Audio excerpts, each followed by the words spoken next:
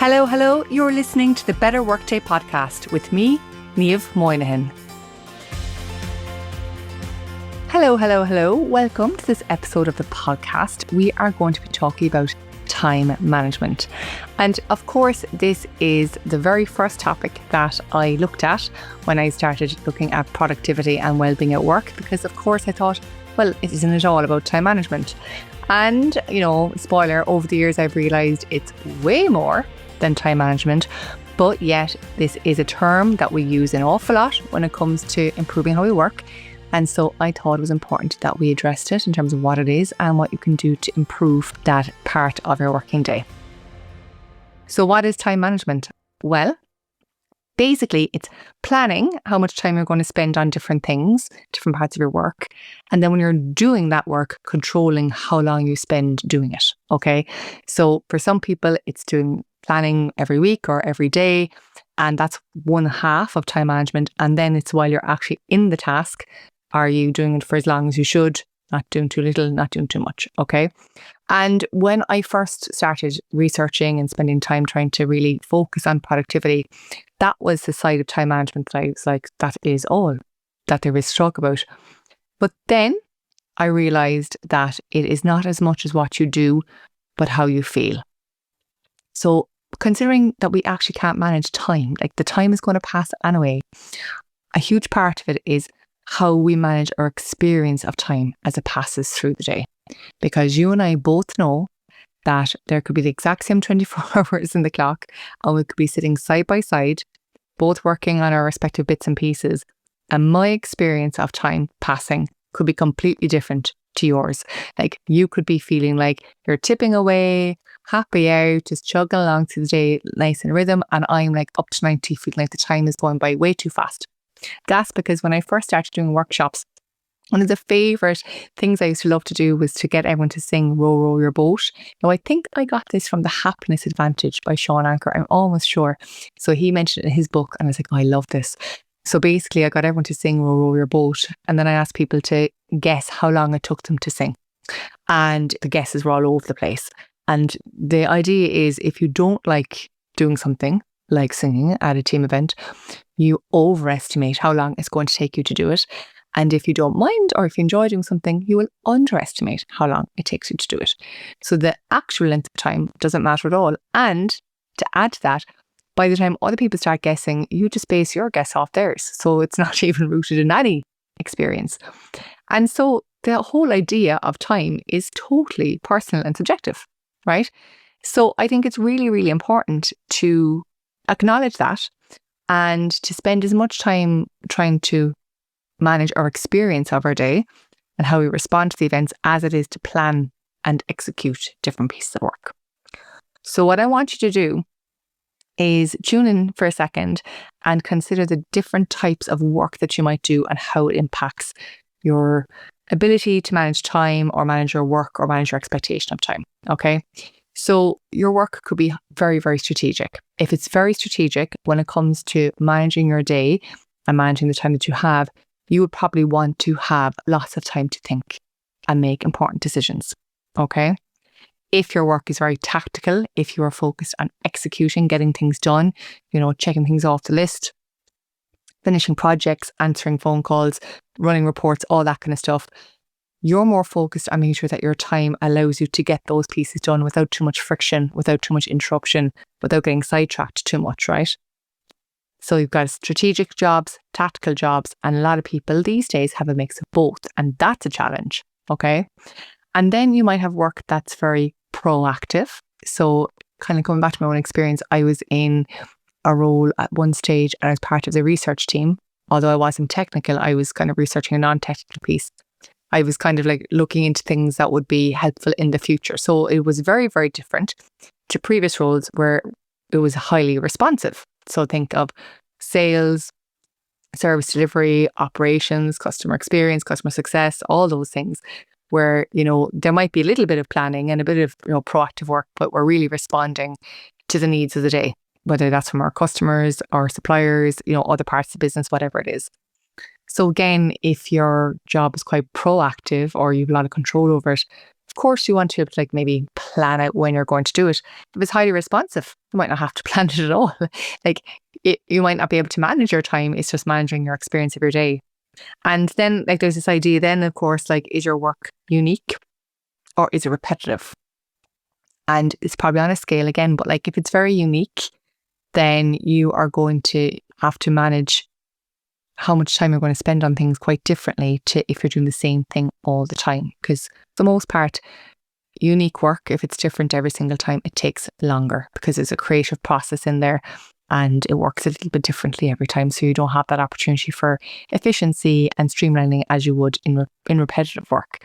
And finally, then, if you work on your own, it's very different if you work with others, not only in terms of the company piece, but like in terms of, let's say if I'm working with you, then we might have to attend meetings together. I have to, work to your schedule as well as my schedule.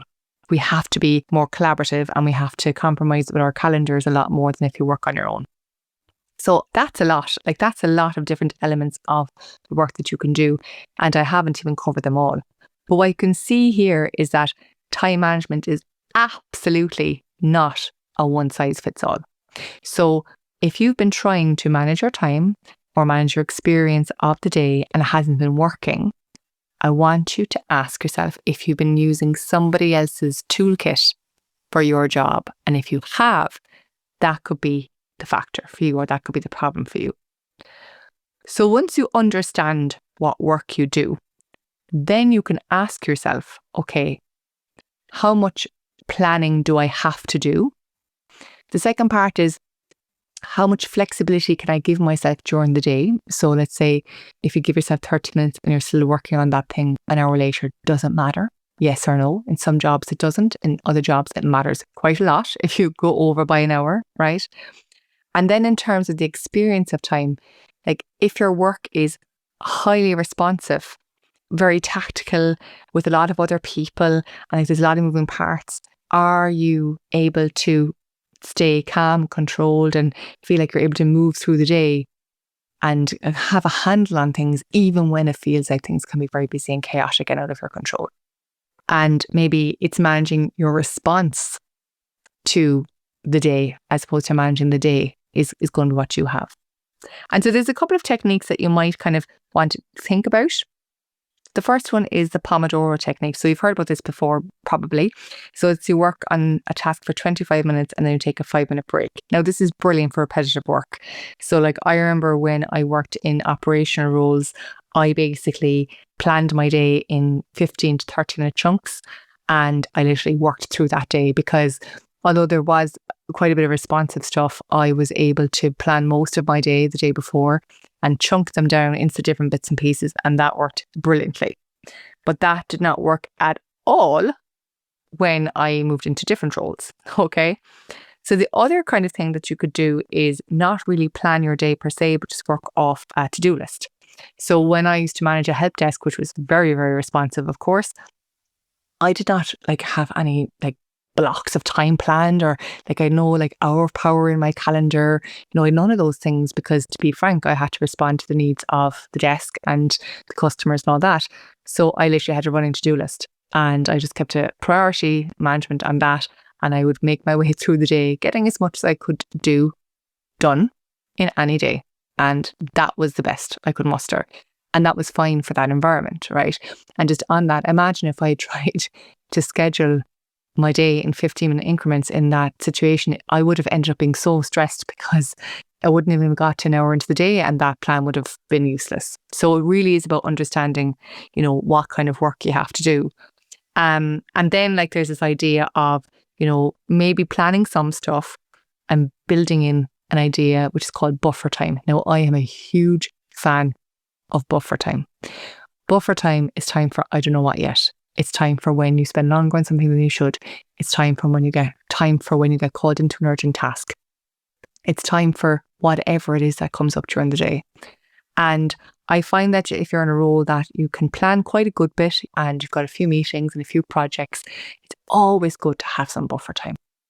It's always good to have it because in terms of how you experience the day, then if something else comes in, it doesn't derail the whole day. You know that you've got time set aside for it. And so you still feel that you can handle everything within that workday. And so it's really, really good for that. And it also means that that to-do list might not necessarily have to get any longer. So that's really, really good. And then there's this idea when it comes to time management called batching. Now, this I think is more popular maybe for people who are self-employed.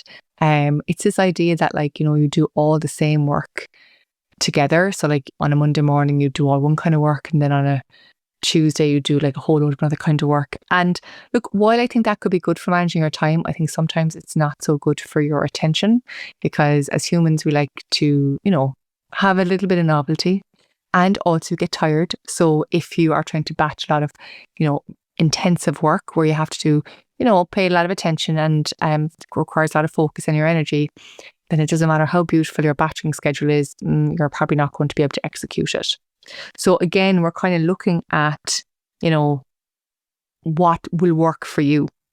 And the final one that I kind of see talked about or thrown around is this idea of scheduling blocks for deep work. And now I always thought that this was an illusion.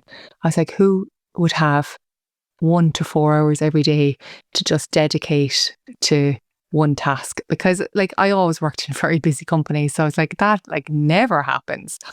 Definitely at the level I was at anyway. And I just could never imagine what it looked like. But funnily enough, when I became self-employed and I was trying to I've done this quite a few times now, but the most recent time I was trying to prepare some new topics for some new workshops. And there's just no way I could, do it at the desk. And so I went off and I painted my living room. And I took the whole day, out there painting the living room, happy days, mulling over this idea that I had, working through it, jotting notes down, going back up, painting the wall a bit more. And I was like, oh my God, look at me. I'm this person that Cal Newport talks about when he talks about slow productivity, waiting for inspiration to strike and giving myself all that space. And I had to laugh because for so long I thought it was a ridiculous idea. But I can totally see the benefit of it if your job requires it and if your working conditions allow it. There's no way I could spend every day of the week painting the walls until inspiration struck. Do you know what I mean? It's very handy every now and again, but it's not something I can do all the time. And so again, as a time management technique, having time for deep work or deep thinking or for pulling yourself out into creative space, I think is very good if you need it. You don't need it every week unless you do, and then you should be set up in that environment. But for most people, it could be kind of taking a half day out in the quarter if you're in a senior role and you need that space. But in that instance, by the way, I would say it was very unstructured time, but it was very much worth it. And again, it just shows that how personal this time management piece. Now, there are a few stealers of time, which I think are as important to cover off in this episode. So the first is multitasking. So if you are constantly hopping from one thing to the next, you're not getting either done as efficiently as you could. Okay. The second thing is getting lost in the work you enjoy. Okay. Or on the other hand, avoiding the work you don't like at all. And so this is where I have this idea of, min and max times that to really improve how you manage your time or how you improve your planning. If you do nothing else, if there's stuff that you have to spend some time on, dedicate a minimum amount of time every day or every week on that and put that in your calendar. And if you find yourself getting carried away with some bits and pieces because you love them, but they're not maybe high priority or they're not as high priority, you need to set a maximum amount of time that you're going to work on those. Okay. So again, give yourself a block of time, but say, I'm not going beyond this. And those kind of boundaries can be very helpful for when we either try to avoid tasks or when we try and hide ourselves in tasks, depending on our experience of them. And another thing that can really hamper time, to be honest, is indecision. So regardless of whether or not you're in a strategic or tactical role, whether or not it's proactive or responsive, if you don't know what you're going to do next, well, it's probably unlikely you're going to do the best thing next. And so if you're in a responsive role, it might be already decided for you. It's like pick up the next ticket or doing the next thing on the list. But if that's not there, one of the really good things you could do is say, I'm going to work on this first and then that. So first I'm going to work on this and next I'm going to work on that. And so you're just making a decision one step ahead every time but it gives you that little bit of foresight so that you're able to make better decisions about what you're working on without kind of like over planning the whole day. And then you are not just kind of saying, oh, I don't know what I'm going to do next. I'm just going to do anything. Because as I said, doing anything is rarely doing the most appropriate thing at that point in time. And then the other stealer of time is too much stress. So going back to how you experience your day, if you let stress and urgency and pressure build up during the day, it doesn't really matter how much or how little is happening. You're going to feel under pressure and you're going to feel like the clock is ticking too fast. Okay. And I'm saying this because I've experienced it too many times. All right. And, any disruption, any unexpected thing, any flaw in or any fly in the ointment, is just going to cause your stress levels to go even higher. And you're going to feel like you're losing more and more control of the day.